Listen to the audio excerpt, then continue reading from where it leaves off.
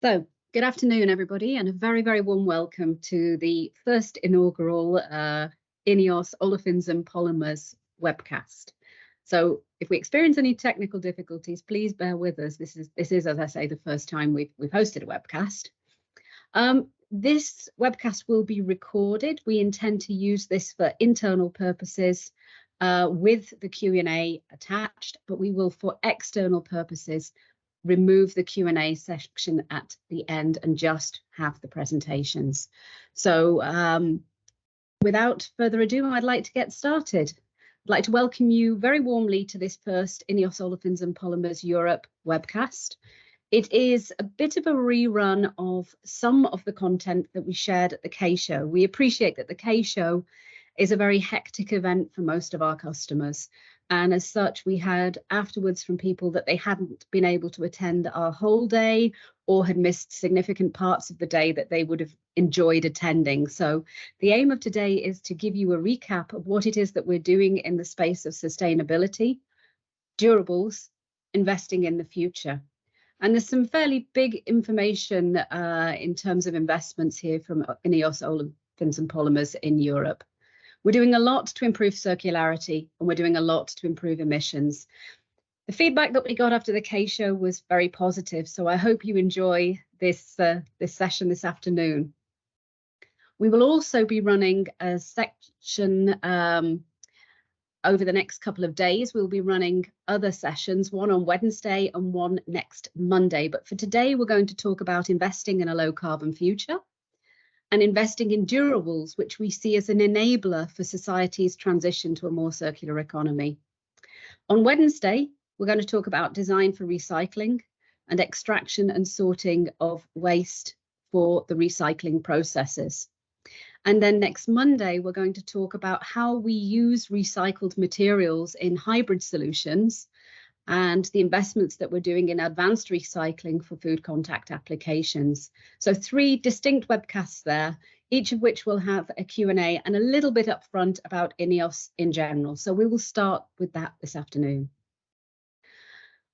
We do recognise that for many customers at the moment, and ourselves, the market situation is becoming more challenging on a daily basis. We are in the midst of an energy crisis. We are overlaying that with sizable emissions reduction targets as society and the need to include recycled content in products. This all fits very well, though, with INEOS's deep commitment to sustainability. The environment is challenging, but we have a history of investing during challenging times. We have a very strong roadmap for all of these individual challenges that we're facing, whether it's managing through an energy crisis or managing recycled content targets. We're very adept and agile in a crisis situation and used to keeping our eye on the horizon. So today we're going to talk more about the horizon than the short term. INEOS made some sizable commitments in 2020, which were for the 2025 pledge, as we called it. We have largely met these commitments or are on track to do so by 2025. So we had said that we will use on average 30% of recycled material in polystyrene packaging products, that we would ensure that 100% of our polymer products are recycled, that we would introduce a range of products including 50% at minimum recycled content, and that we would incorporate at least 325,000 tonnes of recycled material into our products. We're proud to say that those 2025 targets are now very, very much within reach. You overlay that with our operational greenhouse gas emissions targets to reduce by 33% by 2030 and reach net zero by 2050. And we have firm plans in place across the board. We've therefore, at the K Show, we're able to launch our 2030 pledge, which is that we will incorporate at least 850,000 tonnes of recycled and bio-sourced polymer into our polymer products by 2030. At INEOS, we don't believe in making outlandish targets and pledges that we can't commit to. So every pledge that we make has a roadmap behind it. That's how we achieved our 2025 pledges.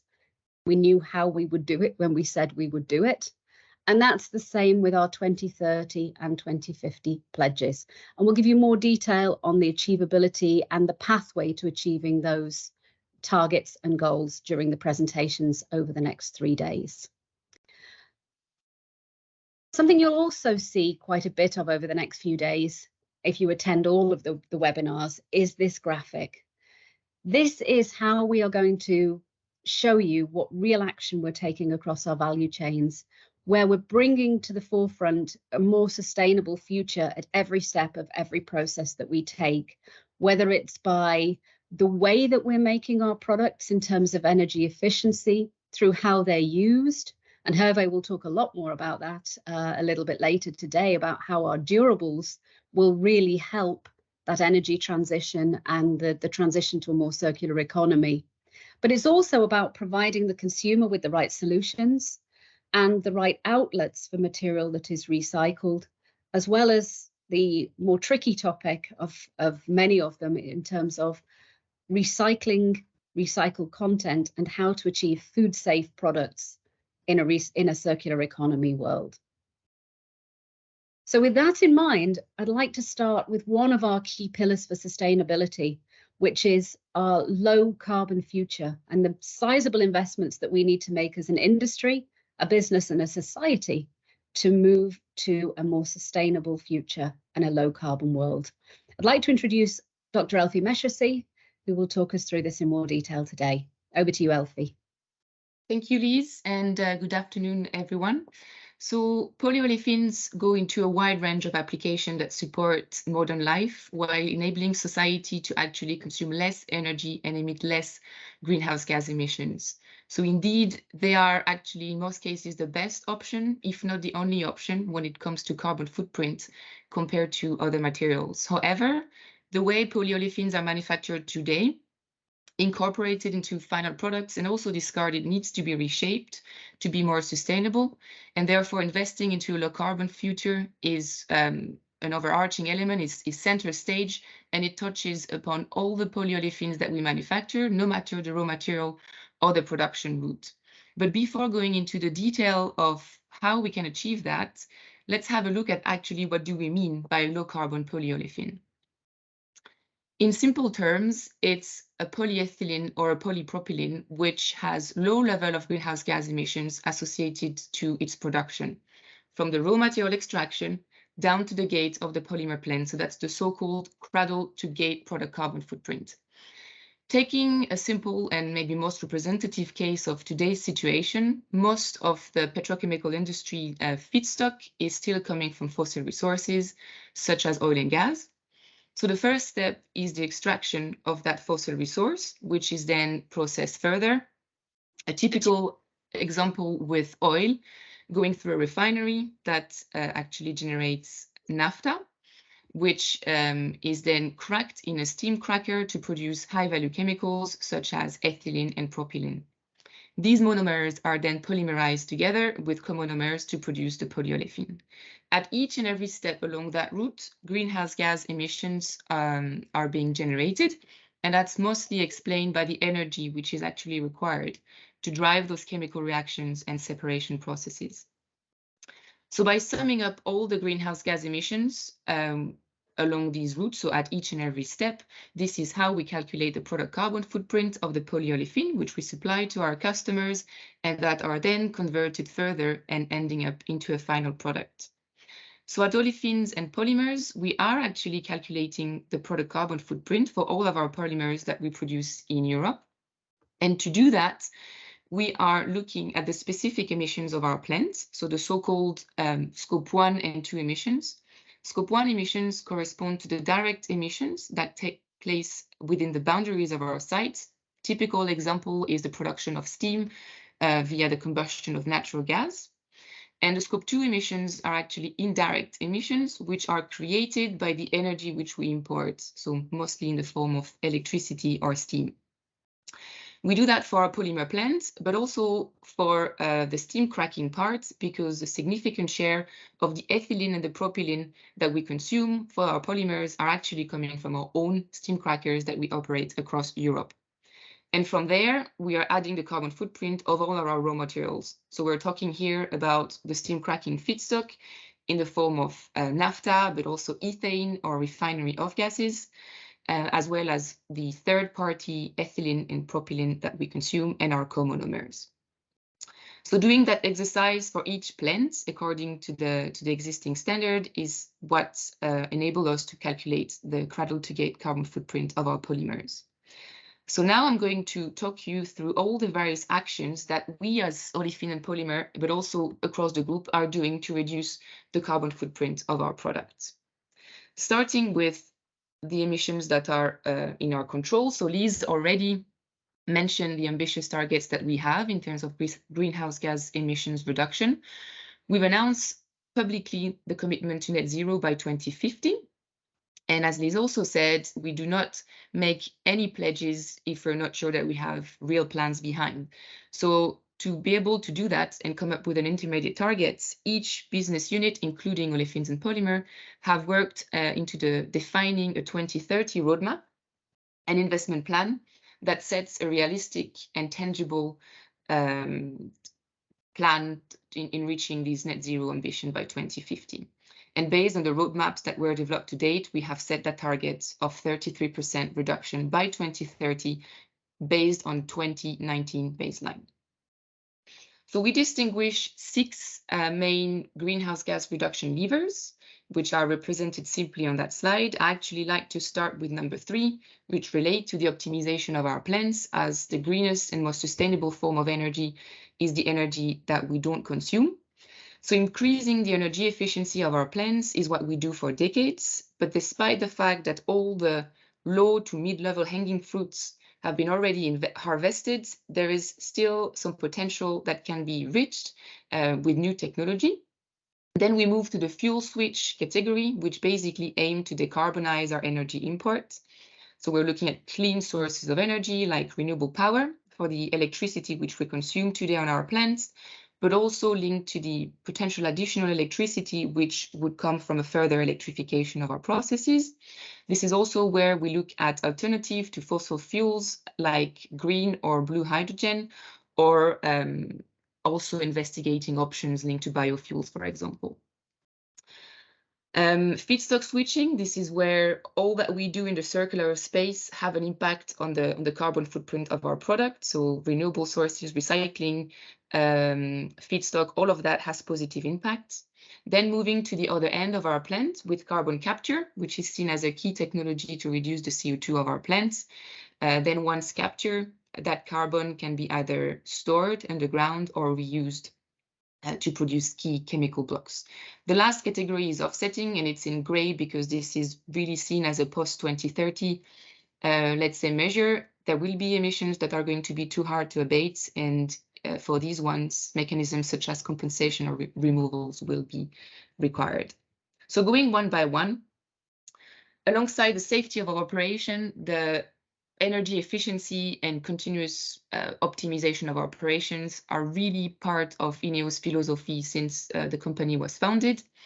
We actually have more than 100 individual projects belonging to that category, which are part of our roadmaps for the various sites that we have across Europe.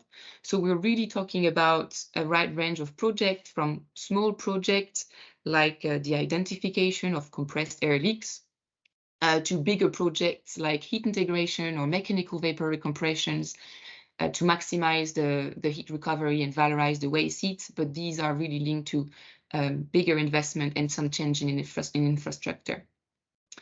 So while continuous optimization of our plants will definitely remain a focus for the future, a drastic cut in our carbon footprint requires technology step changes and as well as clean sources of energy.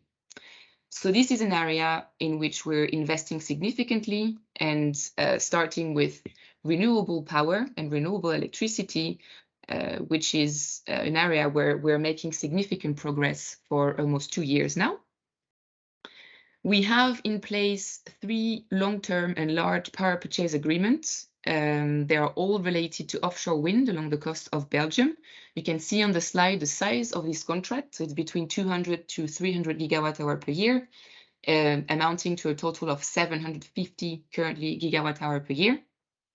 So these contracts actually make it possible to develop renewable power production installation and incentivize new capacity. So we're not, of course, stopping here, and we're currently progressing on additional contract for renewable power in order to continue to increase the share of wind power in our mix.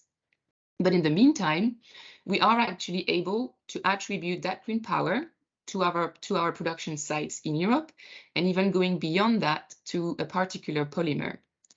And this shows significant reduction into the greenhouse gas and to the carbon footprint, let's say, of our polymers, especially for the low density polyethylene, which we produce at Bamble in Norway and at Cologne.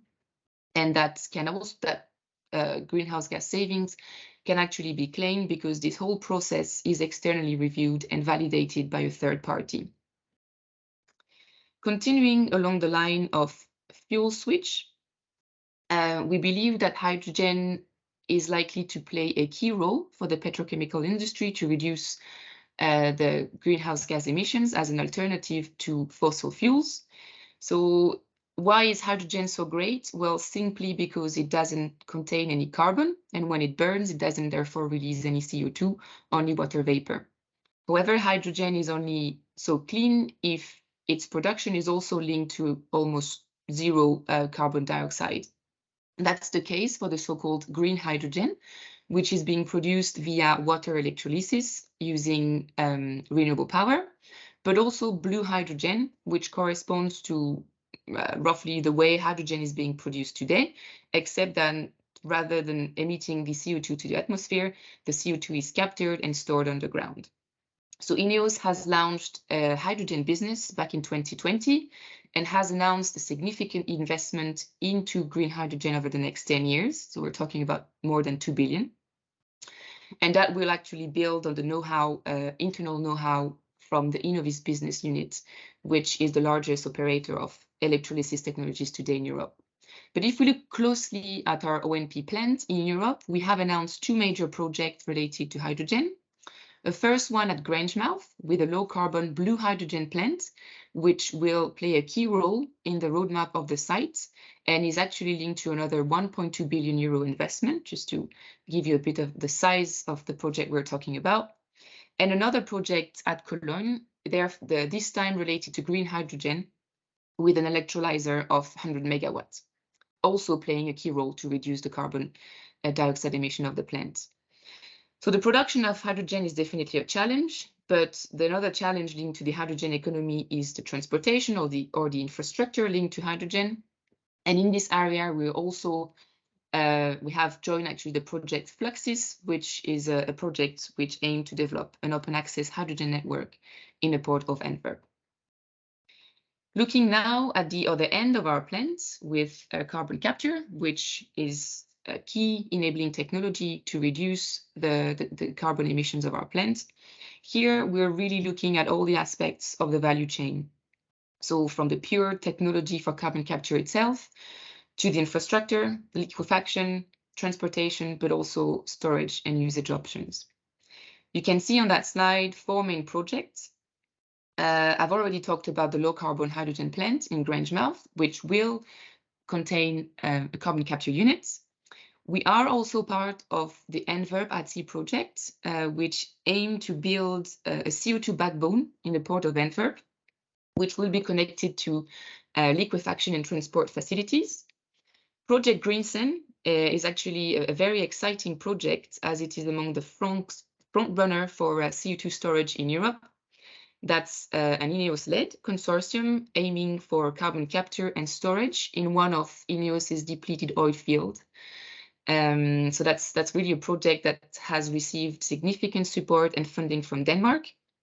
And if I give some figures here, we're really talking about large-scale CO2 storage with half a million to 1 million ton per year of CO2 stored already by 2025 and increasing up to 4 to 8 million tons per year by 2030. So putting numbers in perspective, 8 million tons per year is roughly a third of INEOS total greenhouse gas emissions, and it's well above the olefins and polymers footprint per year.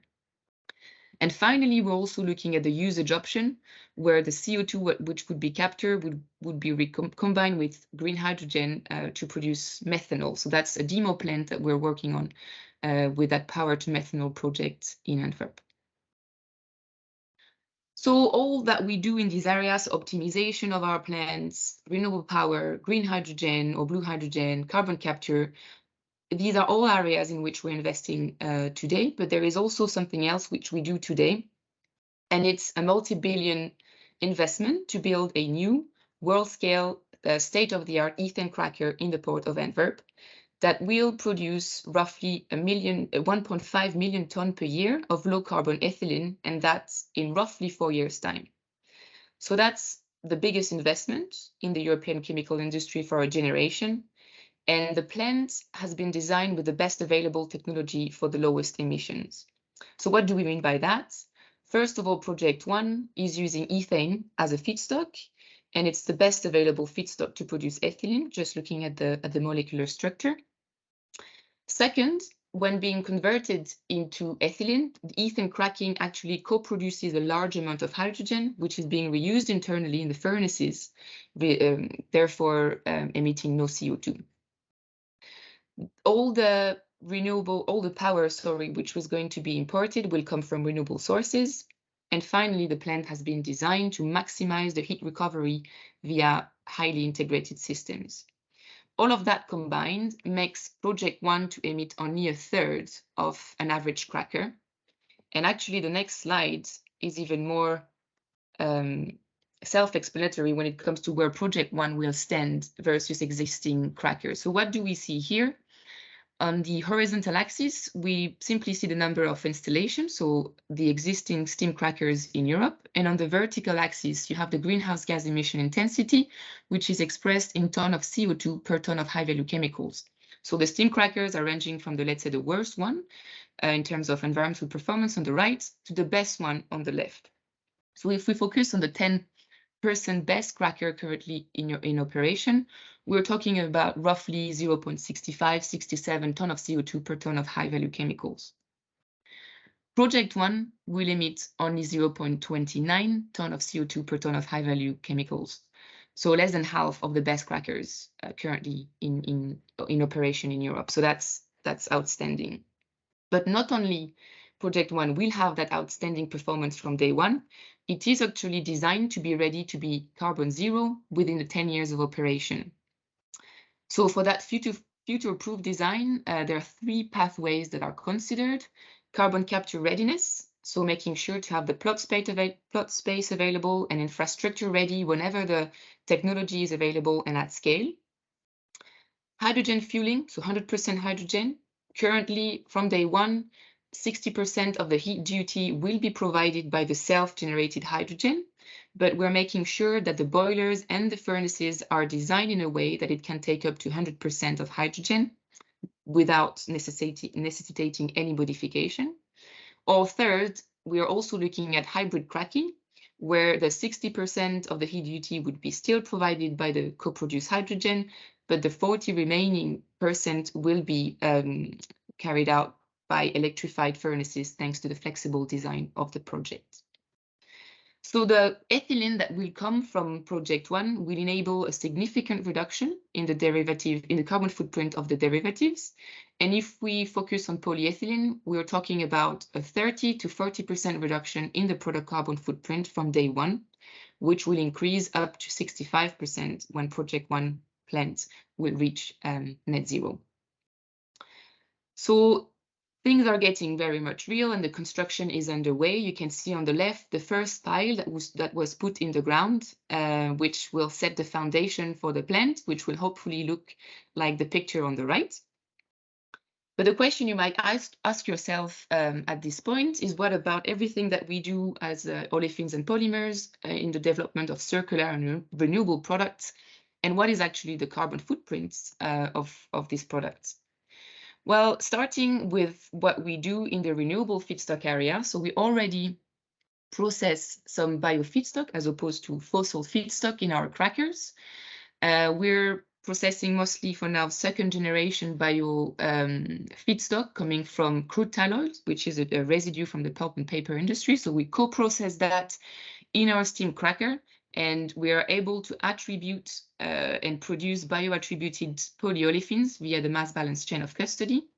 And these polyolefins show a significant reduction in the product carbon footprint. So we're talking here about 110 to 180% greenhouse gas savings, and that's due to the biogenic carbon uptake, which comes with the renewable characteristic of the feedstock. Looking at the recycling routes, so everything that we do firstly with mechanical recycling, with our recycling hybrid range that can contain up to 70% of recycled content. Here we see 25 to 50% reduction on the product carbon footprint compared to 100% fossil equivalent, let's say, resin. So that reduction is mostly, of course, coming from the mechanically recycled resin, which require much less energy input, therefore less CO2. But also talking about advanced recycling, we also see a very positive results here when we look on the global picture by moving from a linear route where mixed plastic waste is being discarded and burnt to a circular route where that plastic is put back in the chain.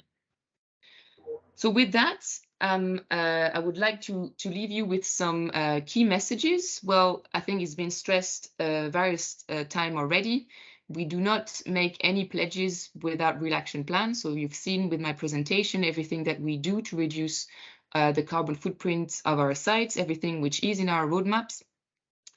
That combined with the big investment that we're making, talking about the Project One plant, which will puts us in a unique position to produce low carbon polyolefins.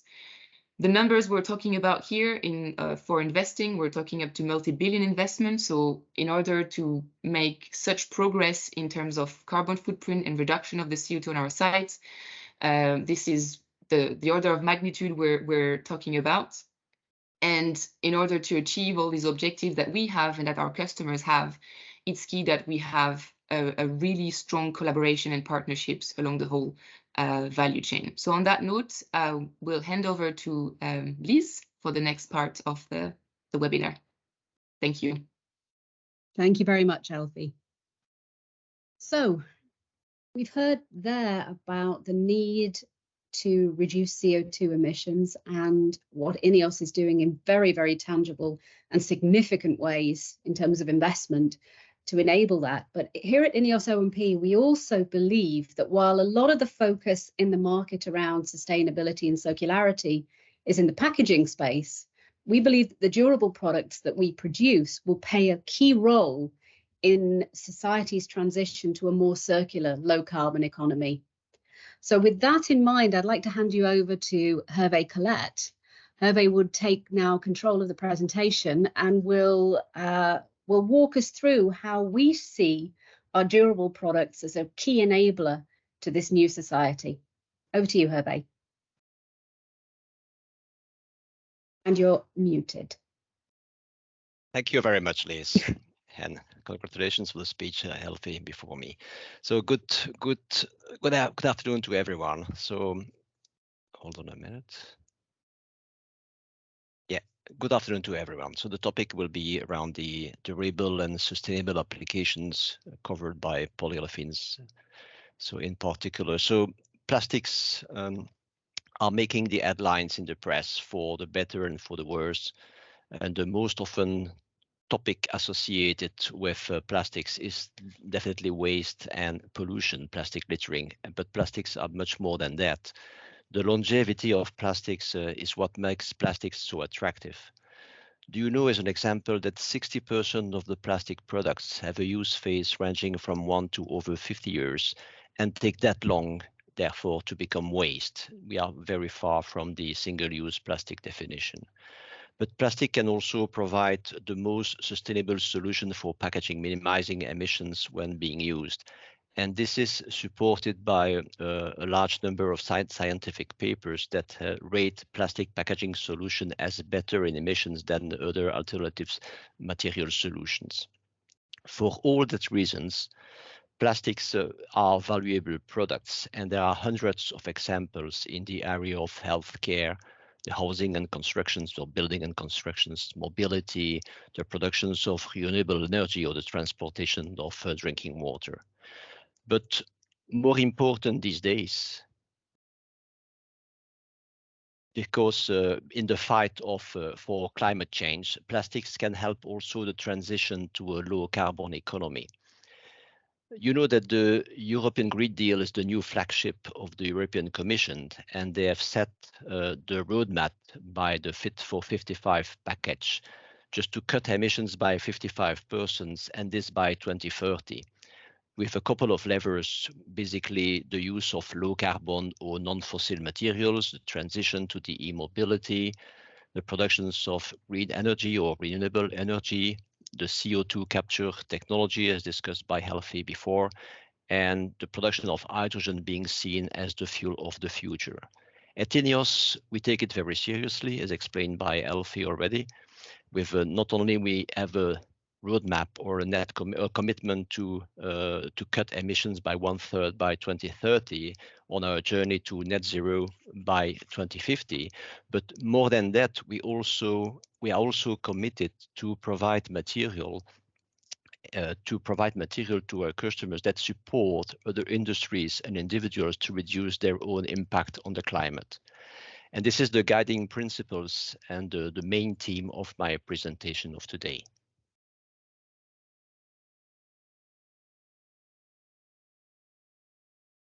Through the lens of polyolefins, I will highlight a couple of applications or example of applications in which our polyolefins enable the transitions to a low carbon economy.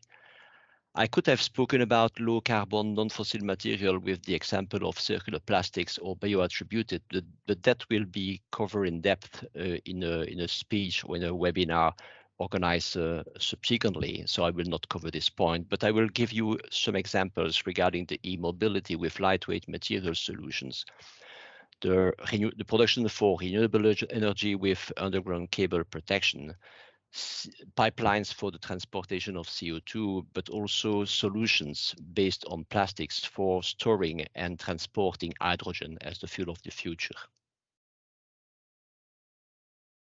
The first example of this will be the productions of renewable energy. That's obvious to you all that Europe tries to break the energy dependence on Russian fossil fuels. They have introduced the RePower plan for Europe with the objective to source 45% of energy from renewables, so typically wind turbine or solar panels, and this by 2030. Building a more resilient energy supply chain in Europe and accelerating the transitions to green energy means that we need to develop and we need more transmission networks in the future. And obviously, because wind electricity is not necessarily produced where we need, it needs to be transported over long distance. And for long distance transportation, extra high voltage overhead cables or underground cables are preferred. Underground transmission is a bit more expensive, to be honest with you, but sometimes preferred for environmental considerations, in particular close to the urban cities. But when buried in the ground, the cable need also to be protected. And this is where we see the role and the work done by HDPE for, let's say, productions of protective ducting. HDPE pipe can not only offer mechanical protection for the high voltage cable in the ground, but also provide easy translash installation. And I will come to that point later on. Because the application is non-pressure, there is no pipe industry standards regulating the applications, but material requirements are in the end of the TSO, the network operators. But we at INEOS, we believe that we have one say to that, and we have the ability to drive the industry standards to the best in-class material that we produce.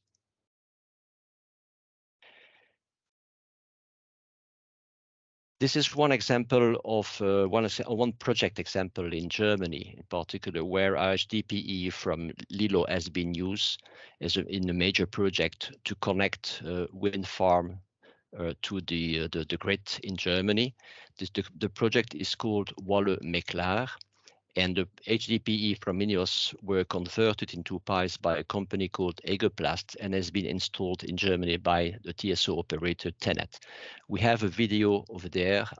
Conscious of the timing, I will not run that video, but we will provide the link, and for those willing to have a look at and interested in more in-depth information regarding this. I said we have the ability to set the industry standards with a new product family called NRG. It's a new class of compounds in Europe with increased resistance to temperature and pressure.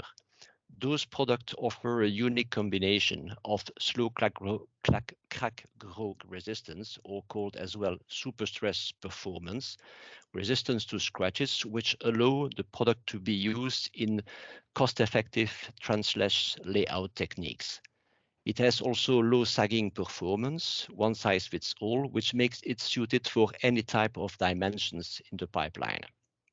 It can also provide high resistance to temperature for service temperatures up to 70 degrees C, which is required by the application itself. Why? Because normally when electricity is being transmitted at high voltage, it releases heat, and in order to avoid hotspot, let's say, impact, we need material with a high resistance to temperature up to 70 degrees C. All these combinations are unique, and the new product family called NRG are available in black and natural color, and those provide the ideal solution for this industry. This is the first example. If we move on and we touch on the CCS technology already addressed by Elfie before me, as explained by Elfie, we at INEOS are committed to play a pioneering role in this area, not only in Europe, but Europe being probably the main target for these applications, with a couple of examples already highlighted by Elfie. Let me add one comment. Why is it a bold plan for INEOS in that area? Because we operate large petrochemicals complexes with a high concentration of CO2 emitted. It makes the CO2 capture easier. The second point is that we are also an oil and gas operator in the North Sea, and typically the oil fields, when depleted, are the place where to store CO2. So it means that we can use the same technology, the same resources that we use normally to extract from the ground, to re-inject CO2 once captured into the geological formation. The whole process as such is quite complex, from capture of CO2 at source of emissions to the transport to the point of storage, which is typically, as I told you, the depleted oil and gas fields. When we look at it from a technical standpoint, CO2 most of the time must be absorbed by using amine in a scrubber to make a sort of carbonated salt that needs to be transported as a solution to the point of release, and CO2 can easily be released by heat and compressed liquefied to be subsequently transported by trucks and vessels for, let's say, the end storage into the geological formation. To deploy that technology at a larger scale in Europe in particular, we need infrastructure and logistics is primarily operated by pipelines, trucks, and ships. And that's where we see potentially polyolefins playing a role in that. For transportation and each and every pipeline, the requirements are different at every stage of the transportation process. Typically for the amine pipeline, it needs to be resistant to chemicals, potentially a resistance to high temperature because the absorption, the reaction is exothermic. For compressed CO2 pipeline, it needs to resist relatively high pressure, above 70 bars, which is required by the fact that when liquefied, the CO2 is under supercritical mode, typically at 70 bars of pressure. And last but not least, for the introductions into the ground, into the depleted oil and gas fields, we need pipelines operated at extremely high pressure, above 1000 bar, requiring steel as the main material for this application. Actually, at O&P, we have plastic solution, HDPE, available for each and every application. So typically P100 for the amine pipeline, optionally with the RT attributes to better resistance to temperature. We have material as well flowing into the TCP, the thermoplastic pipe composite material, which is typically plastic pipe reinforced with fibers for mechanical resistance.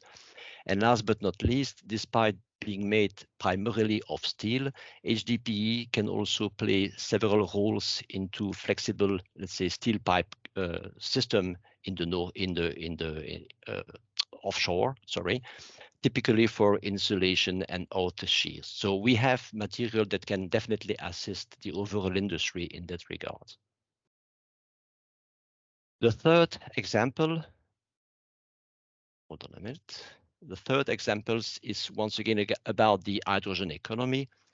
As explained by Elfie already, we have the ambitions to become one of the largest producer of green energy in Europe, with over 2 billion euro of investment over the next 10 years. Today, the hydrogen is primarily produced by steam reforming of methane, which is not carbon neutral, of course, but zero carbon or green hydrogen, can be alternatively produced via electrolysis of water, provided the electrolyzer is being powered by green energy, so renewable energy. And this is the plan for INEOS. We have a division called Innovine, which already operates big electrolyzers for the electrolysis of salt to produce VC and ultimately PVC, so vinyls. So we have a plan to develop in that division electrolysis capacity for water powered by renewable energy to produce green energy in Europe. One major project that we have in O&P is the one mentioned by Elfie in Cologne, with a 100 megawatt electrolysis plant that will be used directly for the productions of chemical derivatives on site.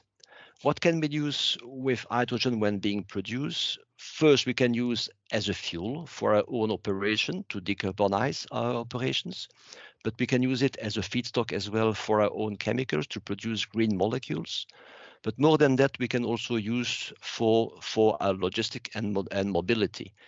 Hydrogen can be used as a fuel for the FCEV, so fuel cell electric vehicles, that we can use for our internal logistics, our Grenadier vehicles. I will come to that point later on, but it can also be sold to the overall market for the overall e-mobility.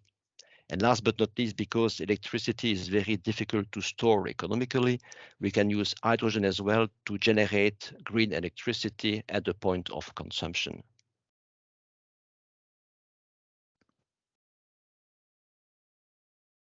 Once again, because hydrogen is being viewed as the fuel of the future, deployment of hydrogen across Europe requires development of infrastructure, not just capacity, but also distribution. It is estimated that by 2040, 39,000 kilometers of pipeline will be necessary in Europe to distribute hydrogen, 61% being repurposed and 31% being new. But when we look at it pragmatically, the industry has no choice but to use existing piping system infrastructure to do this. And when we say that, today gas is being distributed at reasonable pressure below 16 bars by high-density polyethylene pipelines, which offer the ideal solution with many merits. So durability, corrosion-free, ease of installation, flexibility, and cost. So it's ideally the solution. The challenge for hydrogen is that the molecule is so small that it's quite a bit of a challenge to avoid permeation through the pipeline system. But the losses have been assessed by the industry to be acceptable from a safety and commercial point of view. One of our resins, typically the TUB121N9000, has been tested and rated by Kiwa, an independent institute, as offering the best barrier for performance for hydrogens compared to competitive resins, whatever they are. And this will provide us an edge over competition in that regard, which makes the HDPE from INEOS ideal for the hydrogen transport.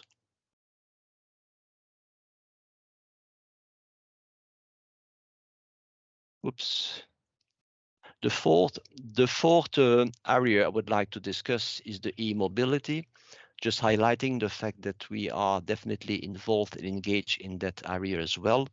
And for those who are already active in the automotive industry, you may know that we have divisions well known as being supplier of material for automotive use, typically INEOS Styrolution, with ABS PC solutions for exterior or interior applications.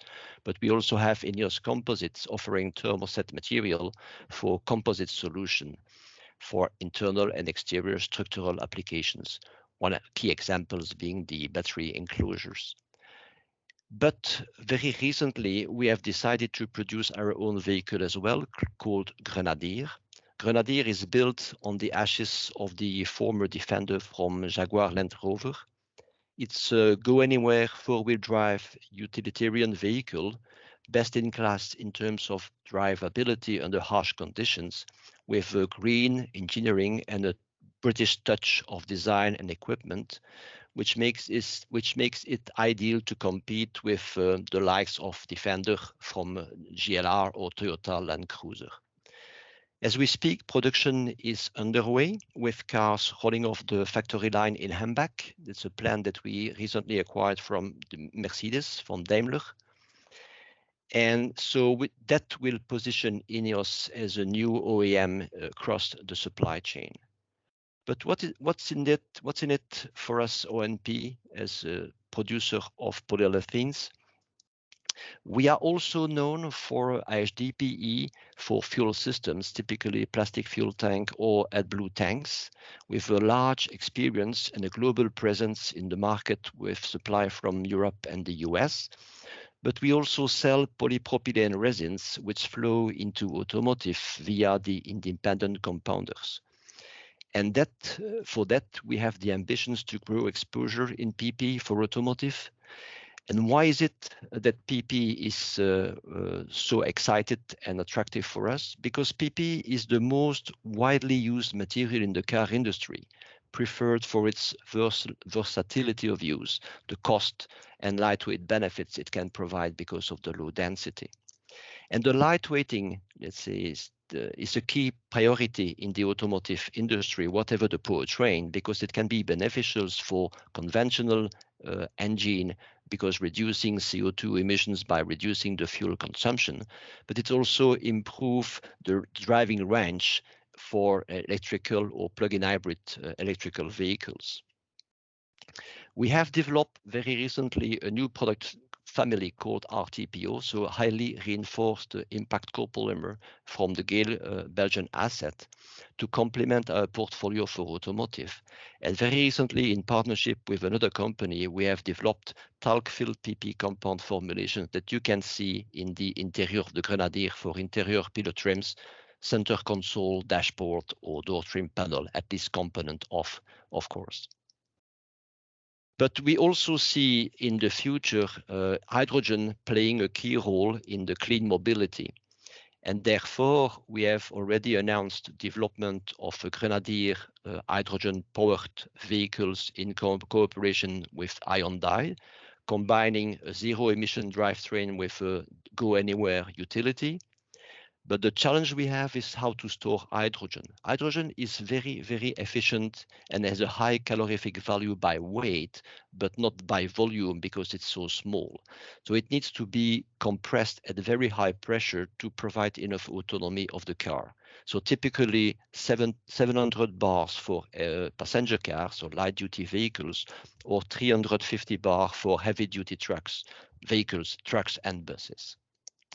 Plastic tank solutions are gaining market acceptance nowadays, replacing steel solutions on the merit of the weight benefit. And typically, when we say high pressure plastic hydrogen tank, it means a plastic liner, typically made of polyethylene or polyamine, wrapped with carbon fiber for mechanical resistance. So HDPE is in combinations with polyamide. HDPE is better in terms of processability and lower cost, but also have a higher permeability to hydrogen, which makes their use today restricted to 350 bars. So typically the heavy-duty trucks. So we are in the process of testing several of our material to demonstrate market acceptance. And this is definitely an area where we would value any cooperations with actors across the value chain. I'm now moving to the last message I would like to leave you with, which is typically that we at INEOS and O&P in particular, we are in Europe, and we are in Europe for long because we are committed to further invest in our assets. And the last recent announcement I would like to emphasize is a 3 million investment at Lilo, where we operate a polyolefin asset for the conversions of a monomodal HDPE train into a proprietary bimodal capacity to follow up market demands, typically what I explained before, like the energy product family for the renewable power distribution network. But also it can also be used advantageously to produce booster grades in order to boost mechanically recycled material that we can source from the market and to bring them on par with virgin material. By doing so, we retain the flexibility to run monomodal or bimodal on the same line and therefore adapt to the market demand in a way with high flexibility. And this brings me to my conclusions. So plastics cannot just be seen on the negatives like waste and pollutions. They are more than that. I hope I was convincing enough just to confirm that we can provide material, and with several examples being highlighted, material and plastics, polyolefin in particular, that can help the transition to a low carbon economy, which means providing solutions to our customers to achieve their emission targets. This is not just words. This is real life examples of applications to transport hydrogen, to transport CO2, to help transporting green electricity, for the storage of hydrogen at high pressure, but also for the mobility with lightweight material solutions for the car industry. All these are really great examples of how to reduce impact we have on the planet.